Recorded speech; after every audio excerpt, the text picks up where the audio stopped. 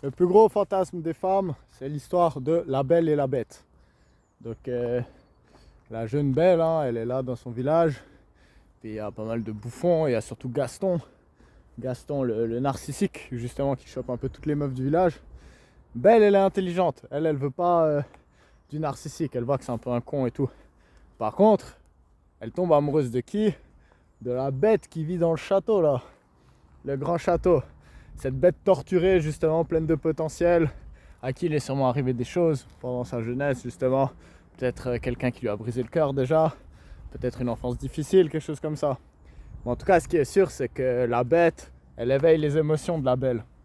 Et c'est ça le plus grand fantasme de la femme, c'est trouver une bête, de préférence que d'autres femmes apprécient aussi, on va le dire, hein, et essayer justement de l'apprivoiser. L'homme cherche à conquérir une femme pure, la femme cherche à purifier un homme bestial. Du coup, les femmes, elles sont très très picky, hein. Ça c'est l'hypergamie. On le voit sur Tinder, hein. Une femme, elle a 20 fois plus de matchs que les hommes. Parce que les femmes, elles sont très très sélectives. Il faut qu'il y ait le bon physique, il faut qu'il y ait un porte-monnaie qui puisse quand même faire des expériences. Il faut que le gars, il ait du charme, qu'il sache parler, qu'il sache lui éveiller des émotions. Et en plus, il faut qu'il baisse bien, et on va le dire aussi, hein. Et du coup, quand une femme, elle trouve ce genre de gars, elle va vraiment s'attacher à lui, en fait. Elle va tomber vraiment amoureuse. Sauf que le problème, c'est que les femmes, elles sont assez cohérentes dans leur choix de partenaire. Et du coup, elles vont souvent trouver un peu les mêmes gars. Parce que le gars qui a toutes ses qualités, forcément plusieurs femmes vont remarquer ça et vont aller sur lui. Et du coup, ça donne des sociétés où, de manière totalement déséquilibrée, il y a des hommes qui ont zéro rapport sexuel. Et je dis pas que c'est une mauvaise chose, tant mieux que les femmes soient sélectives. Mais il y a des hommes qui vont se retrouver avec des centaines de prétendantes et forcément ils deviennent un peu narcissiques. Du coup, pourquoi il y a autant de mères célibataires aujourd'hui? C'est parce qu'elles font des gosses à ces gars. Et que ces gars, ils ont pas beaucoup de valeur et ils se barrent, hein. Donc moi ça, j'approuve pas, sachez-le. Je vous donne le constat que je fais de mes diverses observations et des conversations que j'ai pu avoir avec des centaines de personnes aujourd'hui.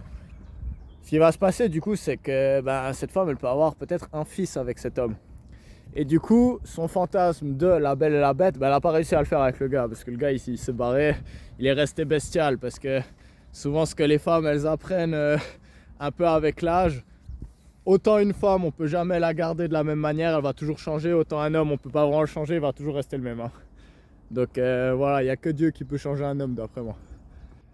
Et du coup, qu'est-ce que ça veut dire en fait? La femme, elle va vouloir faire son fantasme de la Belle et la Bête, apprivoiser la bête avec son fils en fait, le fils de l'homme qui l'a lâché. Du coup aujourd'hui en fait, si on vit dans une société où il y a autant d'incels, donc vraiment on est très proche. Aux États-Unis c'est déjà le cas, en Europe ça arrive de plus en plus. On arrive dans une situation où la moitié des hommes de 30 ans n'ont pas eu de rapport sexuel ces dernières années. Puis je pense pas que c'est une question de potentiel, parce que des gars moches qui arrivent, hein. Il y a des gars tout petits qui arrivent, il y a des gars pauvres qui arrivent à choper. C'est vraiment plus une question psychologique en fait. Et je pense que ces gros problèmes, ils viennent de la vision que les hommes ont des femmes. Parce que justement, la plupart de ces gars, ils ont été élevés par une mère célibataire. Et du coup, cette mère célibataire, dans son ego et dans sa féminité toxique, je dis pas que toute la féminité est toxique, mais ça c'est un des points de la féminité toxique, parce qu'elle va pas du tout préparer son fils à justement, c'est quoi la nature féminine. Du coup, elle va l'apprivoiser, sauf que les meufs, elles veulent quoi? Elles veulent un bad boy, elles veulent pas un gars déjà apprivoisé par sa mère en fait. En fait, la mère qui s'est déjà fait larguer par le père du gars, qu'est-ce qui va se passer? C'est qu'elle va le chouchouter, elle va vouloir, ok, mon gars m'a lâché, mais lui, mon fils, toujours il va être vers moi, parce que je vais lui faire comprendre, ça va être mon roi. Sauf que c'est vraiment pas bon pour lui en fait, ça va lui créer beaucoup de ressentiment envers les femmes. Parce que justement, en fait, être trop proche de sa mère, ça va pas lui donner les outils justement pour comprendre la manipulation féminine et puis à quel jeu les filles elles jouent. Moi je vous connais les filles, vous inquiétez pas, je vous juge pas, les gars aussi on joue au jeu. Mais du coup le problème c'est ça, c'est que la mère elle veut garder l'image pure de femme qu'elle a, un peu le fantasme de la Vierge Marie. Et du coup elle va pas expliquer à son fils, écoute fais attention parce que les filles c'est des manipulatrices et elles vont essayer de t'avoir si elles le peuvent. Et si elles voient qu'elles peuvent te manipuler, elles vont le faire. Ça, c'est plutôt ce qu'un père apprend normalement à son fils. Mais là, dans ce cas-là, forcément, elle ne veut pas ruiner son image. Du coup, elle ne va pas apprendre ces petites astuces à son fils. Du coup, l'expérience de pensée que je vous invite à faire, c'est vous mettre à la place d'un jeune homme, donc je ne vais pas parler de petit garçon, hein, mais de jeune homme, qui a sa mère comme exemple. Sa mère, c'est la femme parfaite à ses yeux, parce qu'évidemment, elle n'a pas dit tout ce qui s'est passé avec son père. Alors elle a toujours dit le père c'était un connard, le père c'était un connard, le père c'était un connard. Et sûrement que c'était aussi un connard, parce que bah voilà, les humains on est gris, on n'est ni blanc ni noir. Mais la plupart du temps, les femmes prennent pas trop la responsabilité des trucs dégueulasses qu'elles font. Désolé les filles, c'est vrai aussi, hein. Il faut bien qu'il y ait des gens qui le disent aux autres. Du coup, la mère, elle va omettre beaucoup de choses qu'elle a fait au père, beaucoup de choses qu'elle a dit et ce genre de choses. Ce qui donne l'image parfaite aux yeux du fils qu'elle a, un peu cette représentation justement de nouveau de la Vierge Marie un peu. Donc la femme parfaite.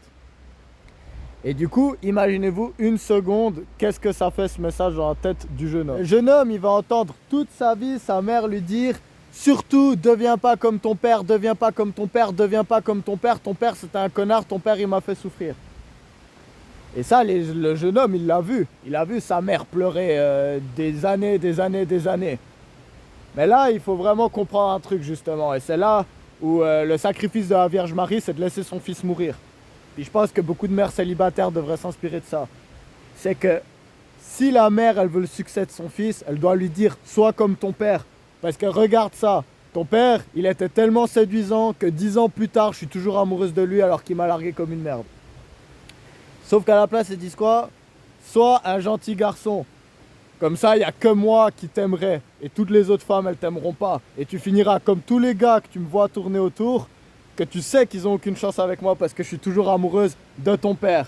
Et moi, je te donne le mauvais conseil, deviens comme eux et pas comme ton père. Donc voilà, mon but, c'est pas d'enlever la responsabilité aux hommes qui se barrent parce que vraiment, j'ai pas beaucoup de sympathie pour eux. Moi, je trouve que si on fonde une famille, il faut pouvoir l'assumer et puis rester, c'est comme ça. Si on a des rapports avec une personne, il faut accepter qu'il y aura peut-être une famille qui va en découler.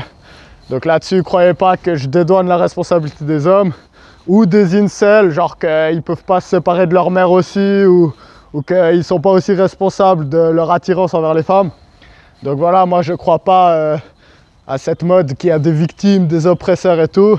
Non, moi je crois que chaque être humain a la capacité d'être oppresseur et oppressé, victime et bourreau et sauveur. Et voilà, mon but c'est pas de mettre les gens dans des cases, mais c'était plus de vous parler de ce phénomène sociétal justement, les incels et puis les mères célibataires, que je vois de plus en plus et puis que je me dis, bah, peut-être que si on en discute, on pourra essayer de trouver des solutions ensemble. Big up à tous en tout cas.